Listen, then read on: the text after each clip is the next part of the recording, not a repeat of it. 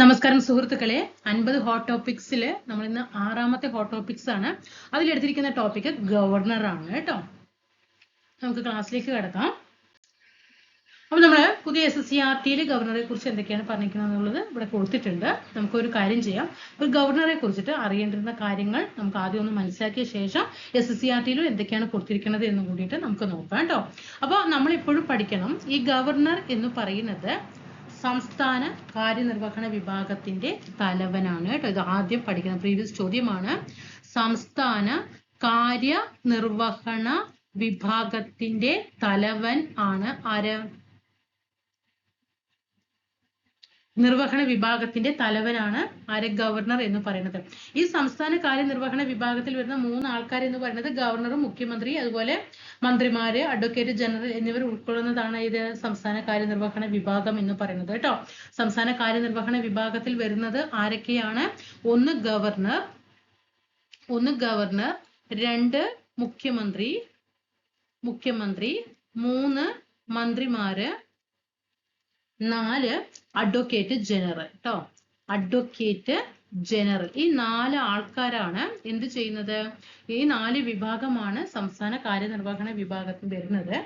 എന്നാൽ അത് ഓരോന്നായിട്ട് പഠിക്കാം. നമ്മൾ പഠിക്കുന്നത് ഗവർണറെ കുറിച്ചിട്ടാണ്. അപ്പൊ അത് നോക്കാം. ഈ സംസ്ഥാന കാര്യനിർവഹണ വിഭാഗത്തിന്റെ തലവൻ ആര് എന്ന് ചോദിച്ചാൽ ആരാണ്? ഗവർണറാണ് കേട്ടോ. അത് മുഖ്യമന്ത്രിയോ മന്ത്രിമാരോ അഡ്വക്കേറ്റ് ജനറലോ അല്ല, അത് ഗവർണർ ആണ് കേട്ടോ. അതേപോലെ ഈ സംസ്ഥാന കാര്യനിർവഹണ വിഭാഗത്തെ കുറിച്ചിട്ട് നമ്മുടെ ഇന്ത്യൻ ഭരണഘടനയിൽ പറയുന്ന ആർട്ടിക്കിൾ ഏതാ എന്ന് ചോദിച്ചാൽ 153 മുതൽ 167 വരെ 153 മുതൽ 167 വരെ സംസ്ഥാന കാര്യനിർവഹണ വിഭാഗത്തെ കുറിച്ചിട്ടാണ് ഇന്ത്യൻ ഭരണഘടനയിൽ പറയുന്നത്. അതിൽ 153 ആണ് നമ്മൾ നേരത്തെ പഠിച്ചു. സംസ്ഥാന കാര്യനിർവഹണ വിഭാഗത്തിന്റെ തലവനാണ് ഗവർണർ അല്ലെ. അപ്പൊ 153 തന്നെയാണ് ഗവർണറെ കുറിച്ചിട്ട് പ്രതിപാദിക്കുന്നത്. 153 ആണ് കേട്ടോ. ഓക്കെ. ഇനി അതേപോലെ 154 ആണ് പറയുന്നത് സംസ്ഥാന കാര്യനിർവഹണ വിഭാഗത്തിന്റെ തലവൻ ഗവർണർ ആണ് എന്ന് പറയുന്ന ആർട്ടിക്കിൾ ആണ് 154 കേട്ടോ. 153 ഗവർണറെ കുറിച്ച് പ്രതിപാദിക്കുന്നു. 154 സംസ്ഥാന കാര്യനിർവഹണ വിഭാഗത്തിന്റെ തലവൻ ഗവർണർ ആണ് എന്ന് പ്രതിപാദിക്കുന്ന ആർട്ടിക്കിൾ ആണ് 154. 155 ആണ് ഗവർണറുടെ നിയമനത്തെ കുറിച്ച് പ്രതിപാദിക്കുന്നത്. 155 ആണ്. 157 ഗവർണറുടെ യോഗ്യതകൾ, ഒരു ഗവർണറാകാൻ എന്തൊക്കെ യോഗ്യത വേണം എന്ന് പറയുന്നതിനെ കുറിച്ചിട്ടാണ്. അതേപോലെ 158 ഇപ്പൊ ഗവർണർ ആകും അല്ലെ, ആ ഉദ്യോഗത്തിന്റെ വ്യവസ്ഥകളെ കുറിച്ച് പറയുന്ന ആർട്ടിക്കിൾ ഏത് എന്ന് ചോദിച്ചാൽ 158 ആണ്. 159 ആണ് സത്യപ്രതിജ്ഞ, ഗവർണറുടെ സത്യപ്രതിജ്ഞ. ആരാ ഗവർണറെ നിയമിക്കുന്നത്? രാഷ്ട്രപതിയാണ് അല്ലെ, ഇന്ത്യൻ രാഷ്ട്രപതിയാണ്.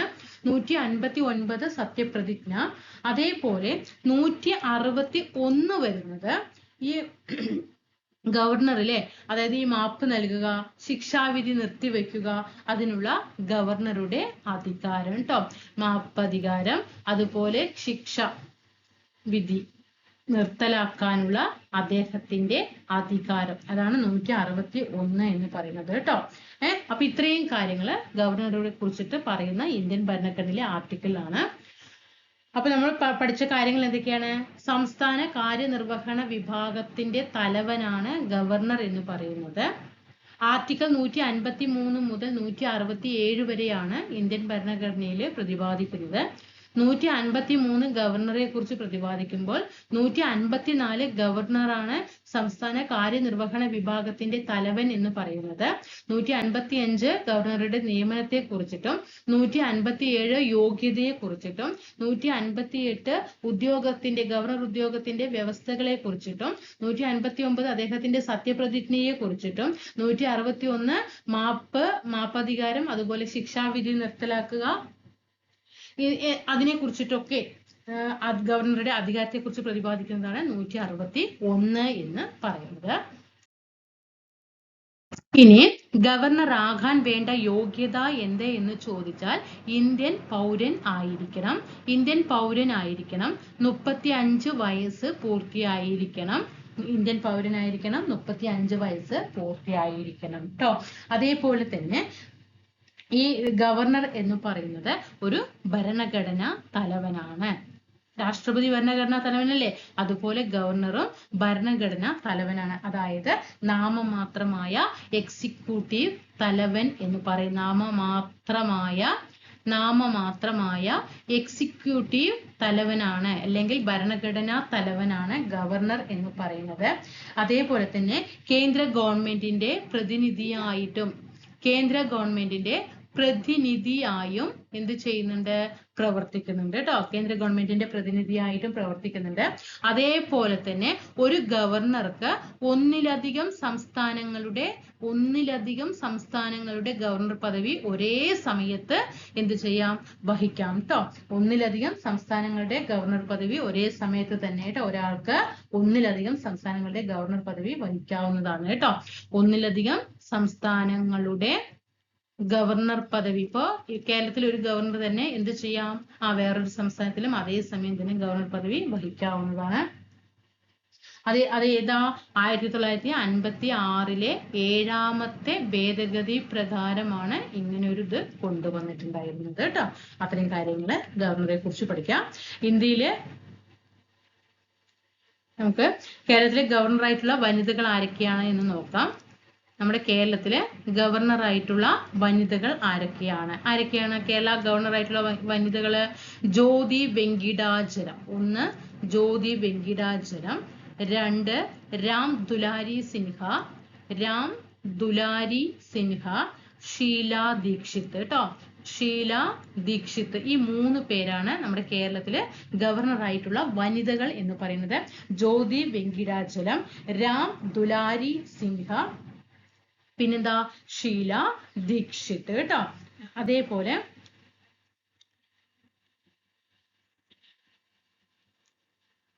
ഓക്കെ, അപ്പൊ നമ്മള് വനിതകളെ കുറിച്ച് പഠിച്ചു. ഇത്രയും കാര്യങ്ങൾ ഓക്കെ ആയല്ലോ. അപ്പൊ ഇന്ത്യൻ പൗരനായിരിക്കണം, 35 വയസ്സ് പൂർത്തിയായിരിക്കണം, പിന്നെ ഭരണഘടനാ തലവനാണ് അല്ലെങ്കിൽ നാമമാത്രമായ എക്സിക്യൂട്ടീവ് തലവനാണ്, കേന്ദ്ര ഗവൺമെന്റിന്റെ പ്രതിനിധിയായിട്ടും പ്രവർത്തിക്കുന്നുണ്ട്, ഒന്നിലധികം സംസ്ഥാനങ്ങളുടെ ഗവർണർ പദവി വഹിക്കാവുന്നതാണ്. 1956 7ാമത്തെ ഭേദഗതിയിലാണ് അത് പറയുന്നത്.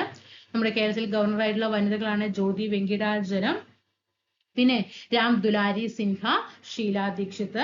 അതേപോലെ ഇന്ത്യയിൽ ഒരു സംസ്ഥാനത്ത് ഗവർണറായിട്ടുള്ള ആദ്യ മലയാളി ആരെ എന്ന് ചോദിച്ചാൽ, ഒരു സംസ്ഥാനത്ത് ഒരു മലയാളി എന്ത് ചെയ്തിട്ടുണ്ടായിരുന്നു, ഗവർണർ ആയിട്ടുണ്ടായിരുന്നു. അത് ഏത് സംസ്ഥാനത്തിലാണ്?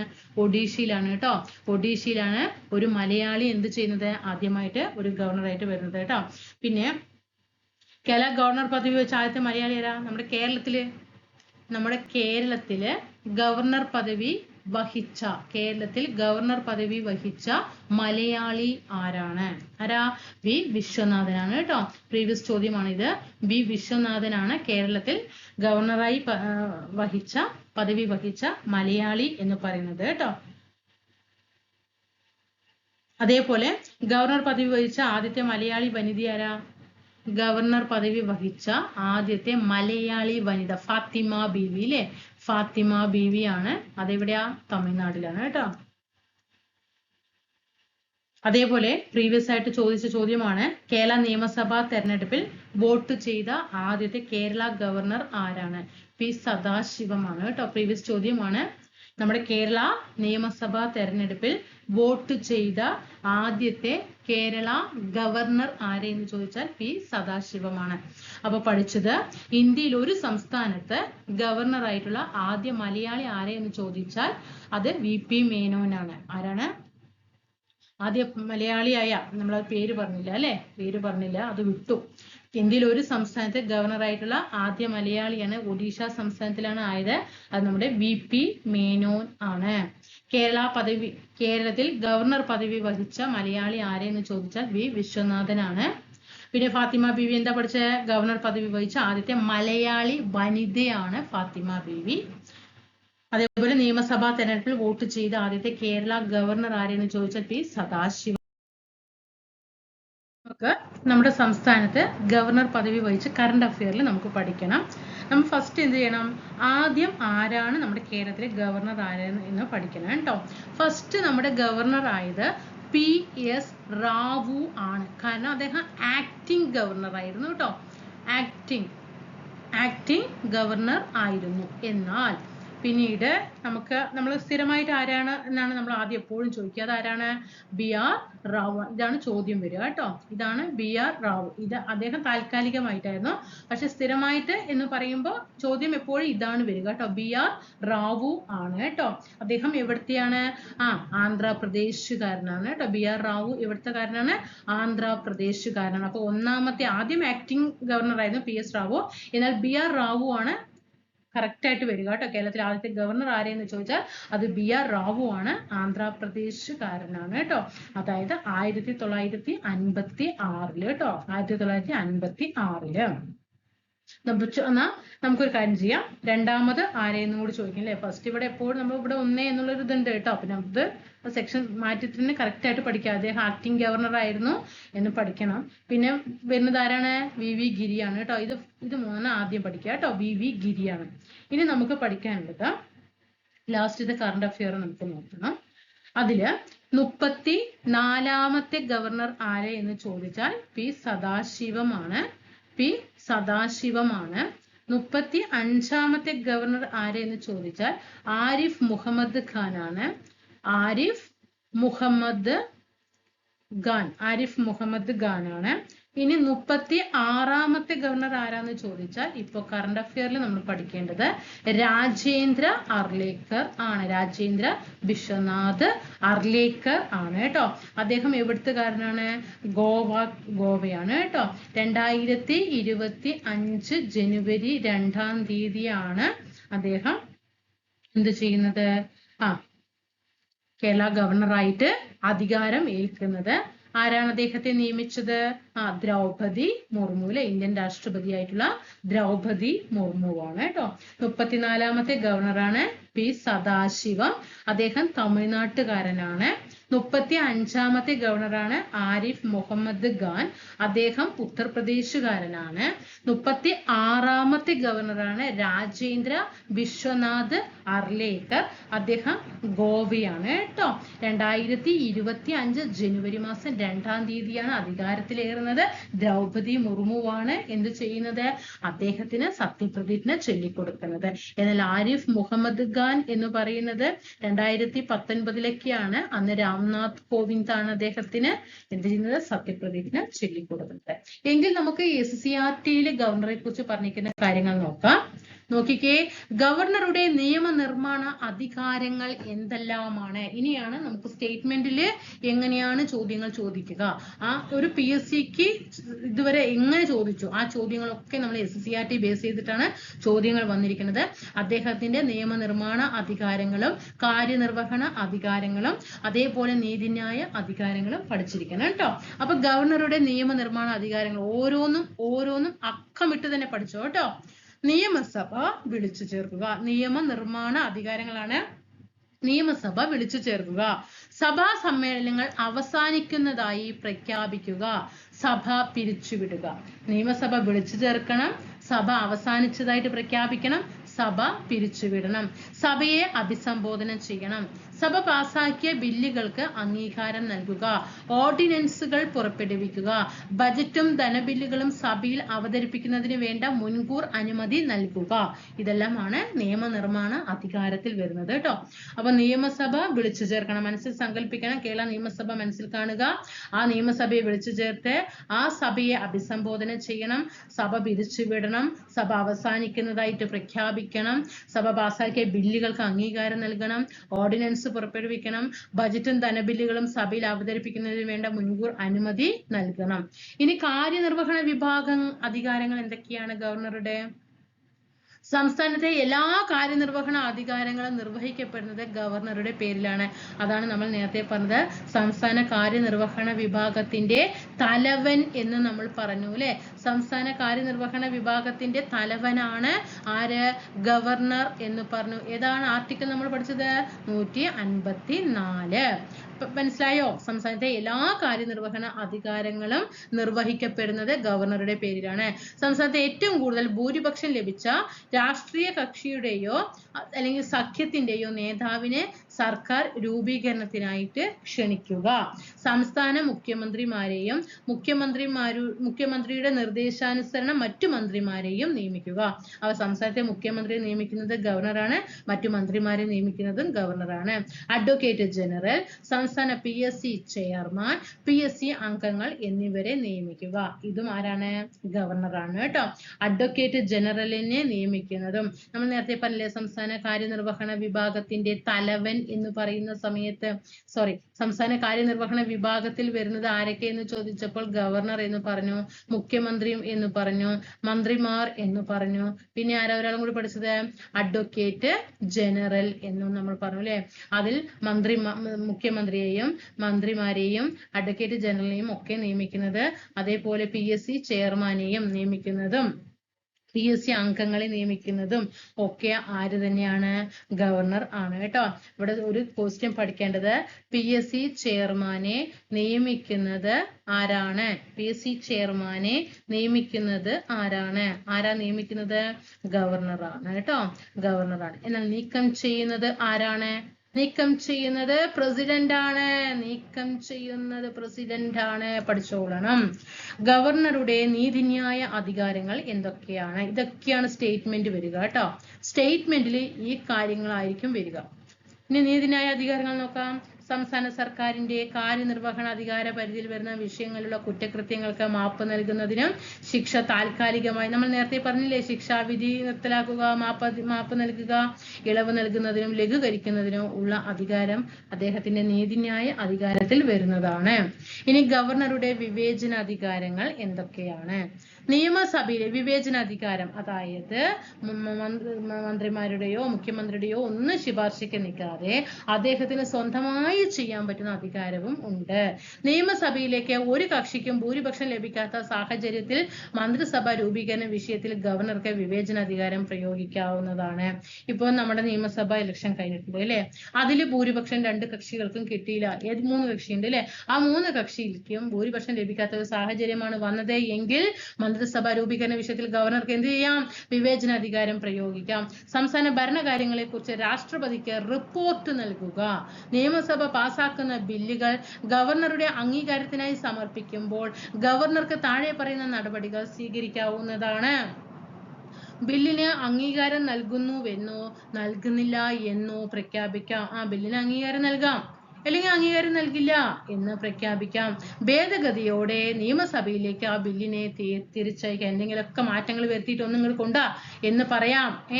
അങ്ങനെ തിരിച്ചയക്കപ്പെടുന്ന ബില്ല് സഭ വീണ്ടും പരിഗണിച്ച് ഒന്നില്ലെങ്കിൽ ഭേദഗതി ചെയ്തു അല്ലാതെയോ പാസാക്കി ഗവർണർക്ക് സമർപ്പിക്കുന്ന പക്ഷം ഗവർണർ അതിന് അനുമതി നൽകാൻ ബാധ്യസ്ഥനാണ്. പക്ഷേ ബില്ല് അയച്ചു എന്ന് പറഞ്ഞുകൊണ്ട് തിരിച്ചയച്ചു, ബില്ല് അങ്ങോട്ടേക്ക് അങ്ങനെ വരില്ല.